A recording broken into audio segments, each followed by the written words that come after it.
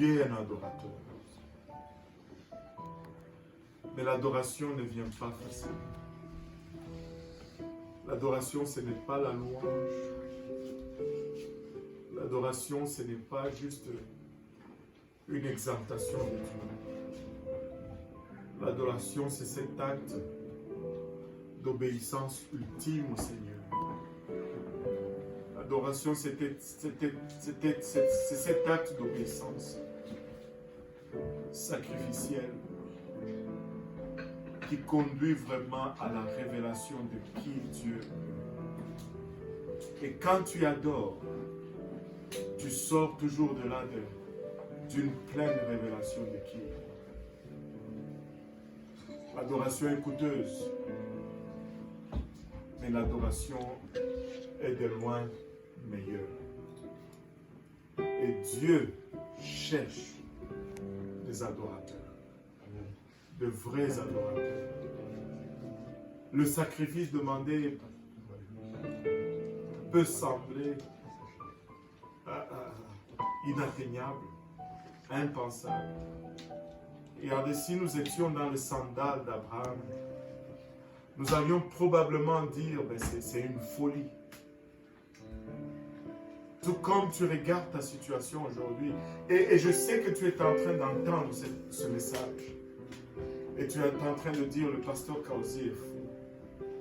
Il est en train de prêcher comme ça, mais il ne sait pas c'est quoi que ça signifie. Il ne sait pas qu'est-ce que je traverse. Oui, je ne sais pas ce que tu traverses. Mais tu ne savais pas ce que Abraham traversait non plus. Tu ne sais pas qu'est-ce qui passait dans la tête d'Abraham. Peux-tu t'imaginer qu'est-ce que Abraham allait retourner et expliquer à sa femme? Si Dieu l'a laissé offrir Isaac, imaginez-vous un peu ceci. Abraham arrive là, il égorge Isaac, il le brûle et Dieu ne fait rien. Il rentre à la maison. Moi, je suis certain que ça allait être un divorce. Mais c'était ça, l'adoration pour Abraham. C'était ça, l'adoration pour Abraham. Il dit, oh pasteur, tu ne sais rien parce que toi, tu es bien. Qui t'a dit que j'étais bien? Nous ne sommes pas dans les souliers d'Abraham. Tu ne peux pas porter mes souliers non plus.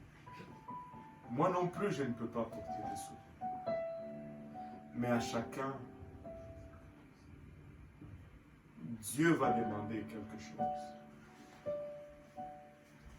À chacun, Dieu va demander d'ôter son idole.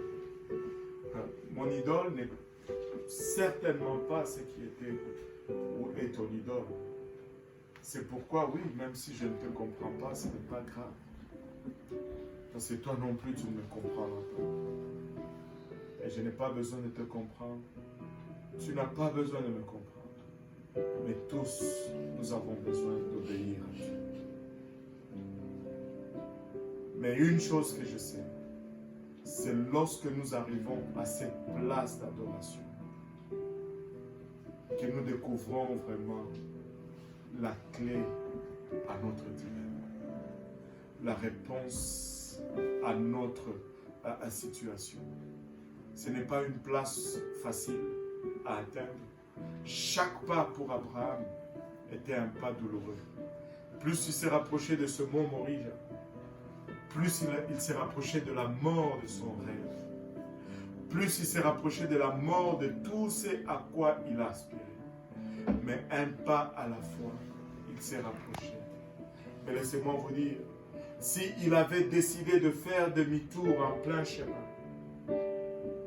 comme la plupart d'entre nous ont décidé, enfin certains d'entre nous ont choisi de faire, il n'allait jamais, alors jamais savoir la solution que Dieu avait pour lui. Tu n'as pas besoin de ma solution. Je n'ai pas besoin de ta solution. Mais tous nous avons besoin de la solution de Dieu. Parce que c'est la seule chose qui va convenir. C'est la seule chose qui va convenir.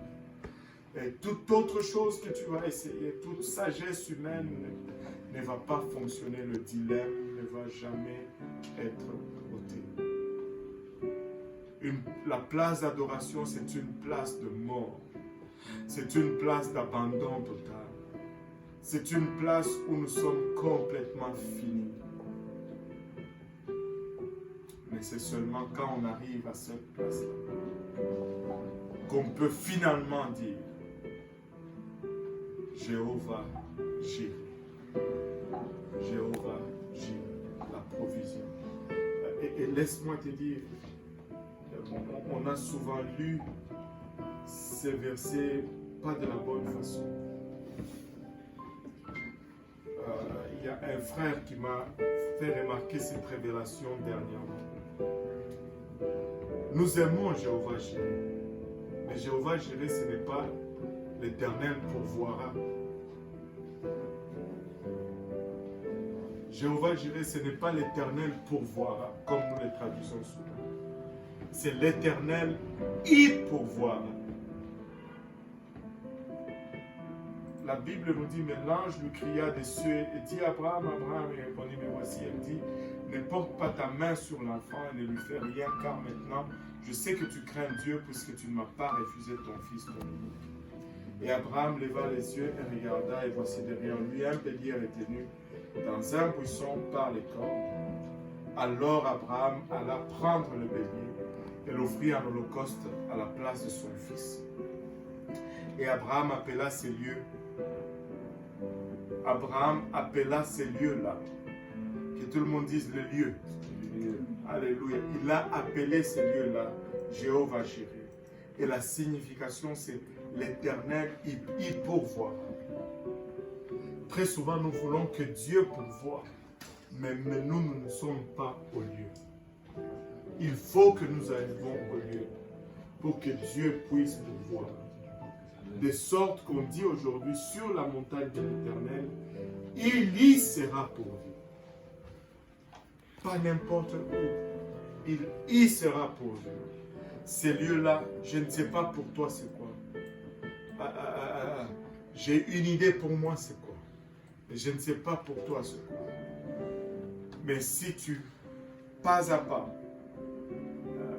tu t'y rends avec ce que Dieu te demande et que tu t'y rends pour t'adorer, laisse-moi te dire, il y sera pourvu. Il y sera pourvu. Juste une dernière chose.